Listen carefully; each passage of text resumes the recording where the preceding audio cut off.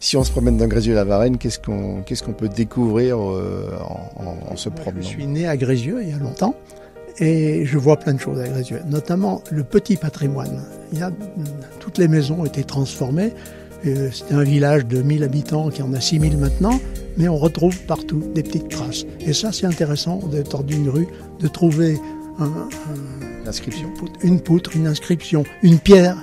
Et donc, ça, c'est intéressant. Il y a aussi un élément très intéressant, me semble-t-il. Il y avait un petit train qui a disparu en 52, je crois, ou 54. Il reste un très bel ouvrage d'art sur lequel la commune a eu l'intelligence de faire un cheminement piéton.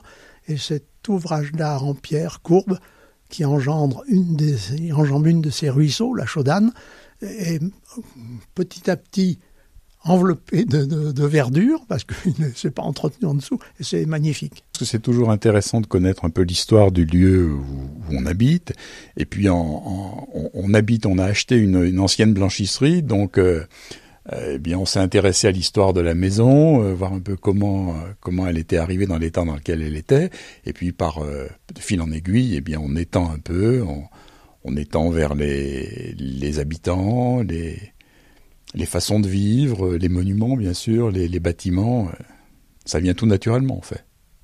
C'est ces ruisseaux qui ont permis le développement de la blanchisserie. Les blanchisseurs venaient laver leur linge au bord de ces ruisseaux. Donc il y a des maisons de blanchisseurs. C'est des paysans qui ont développé la blanchisserie faute d'avoir une activité très rentable. Et donc cette activité était liée, je pense, à notre géographie. Donc dans notre travail, on essaye de retrouver un peu, de trouver les arguments qui ont expliqué cette apparition des paysans blanchisseurs qui est vraiment la typique. C'était un plaisir de venir avec lui dans la forge. C'était un privilège. Il y a toute une odeur, il y a des toiles d'araignée, il y a une lumière particulière. Et puis il y avait la bête noire avec le soufflet. Bête noire. La bête noire. Quand on tirait sur le soufflet, ça le compressait et sortait une petite mousse toute noire, pleine de suie, et ça nous faisait peur.